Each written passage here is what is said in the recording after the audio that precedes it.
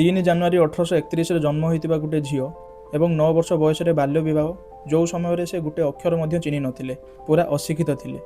ସେହି ମହିଳା ଜଣକ ହେଲେ ସାବିତ୍ରୀବାଈ ଫୁଲେ, ଯାହାଙ୍କର ଜନ୍ମ ମହାରାଷ୍ଟ୍ରର ନାଇଗାଁଓ ଗ୍ରାମରେ ହୋଇଥିଲା। ସେ ସମୟର ସମାଜରେ ଝିଅମାନଙ୍କୁ ପଢ଼ାଇବା ପାପ ବୋଲି ମନାଯାଉଥିଲା।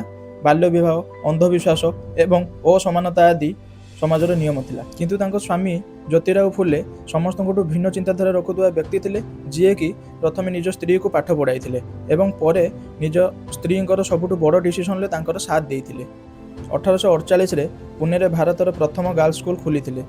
କିନ୍ତୁ ଏହା ଏତେ ସହଜ ନଥିଲା। ଯେତେବେଳେ ସାବିତ୍ରୀବାଈ ସ୍କୁଲ ଯାଉଥିଲେ, ସେତେବେଳେ ସମାଜର ଲୋକମାନଙ୍କ ଦ୍ୱାରା ତାଙ୍କୁ ଅପମାନ ସହିବାକୁ ପଡ଼ୁଥିଲା ଏବଂ ପଥର, ଗୋବର ଏବଂ ମାଟି ଆଦି ତାଙ୍କ ଉପରକୁ ଫିଙ୍ଗା ଯାଉଥିଲା। କିନ୍ତୁ ସାବିତ୍ରୀବାଈ ଡରି ନଥିଲେ। ସେ ପ୍ରତ୍ୟେକ ଦିନ ତାଙ୍କ ବ୍ୟାଗରେ ଗୋଟେ ଏକ୍ସଟ୍ରା ଶାଢ଼ୀ ନେଇ ସ୍କୁଲ ଯାଉଥିଲେ। ଯେତେ ଯୋଡ଼ି ଶାଢ଼ୀ ଅପରିଷ୍କାର ହେଲେ ମଧ୍ୟ ତାକୁ ବଦଳାଇ ପାରିବେ, କିନ୍ତୁ ପଢ଼େଇବା ବନ୍ଦ କରିବେ ନାହିଁ। ଏହିଭଳି ଭାବେ ସାବିତ୍ରୀବାଈ ଏବଂ ତାଙ୍କ ସ୍ୱାମୀ ଜ୍ୟୋତିରାଓ ଫୁଲେ ମିଶି 18ଟି ସ୍କୁଲ ସ୍ଥାପନା କରିଥିଲେ ଝିଅ ଏବଂ ଦଳିତମାନଙ୍କ ପାଇଁ।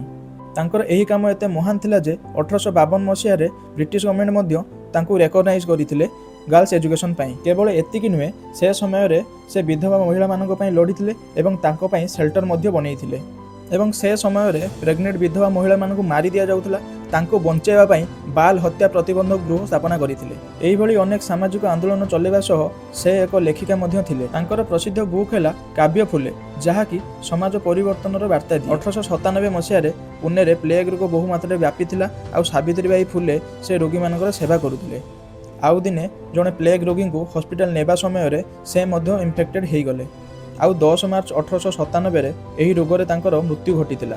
ସେ ନିଜର ଜୀବନ ଅନ୍ୟମାନଙ୍କ ପାଇଁ ବଳିଦାନ କରିଦେଲେ। ଆଜି ଯେବେ ଝିଅମାନେ ସ୍କୁଲ, କଲେଜ ଆଦି ଯାଉଛନ୍ତି ଏବଂ ବଡ଼ ବଡ଼ ଅଫିସର, ଡକ୍ଟର, ସାଇଣ୍ଟିଷ୍ଟ ଆଦି ହେଇଛନ୍ତି, ସେହି ଆଚିଭମେଣ୍ଟ ଆଉ ଶିକ୍ଷାର ଅଧିକାର ପଛରେ ରହିଛି ଏକ ମହିଳାର ସଂଘର୍ଷ, ସାବିତ୍ରୀବାଈ ଫୁଲେ। ଆଜି ତାଙ୍କର ମୃତ୍ୟୁ ଦିବସରେ ଆମ ସମସ୍ତଙ୍କର କର୍ତ୍ତବ୍ୟ ହେଲା ତାଙ୍କୁ ଶ୍ରଦ୍ଧାଞ୍ଜଳି ଦେବା। ଯଦି ଆପଣମାନଙ୍କୁ ଏହି ଭିଡ଼ିଓଟି ଇନଫର୍ମେଟିଭ୍ ଲାଗିଥାଏ, ତାହେଲେ ଲାଇକ୍ ଆଉ ସେୟାର କରନ୍ତୁ ଏବଂ ଆଗକୁ ଯଦି ଏହିଭଳି ଇନଫର୍ମେଟିଭ୍ ଭିଡ଼ିଓ ଦେଖିବାକୁ ଚାହୁଁଛନ୍ତି, ତାହେଲେ ଚ୍ୟାନେଲକୁ ସବସ୍କ୍ରାଇବ୍ ମଧ୍ୟ କରନ୍ତୁ।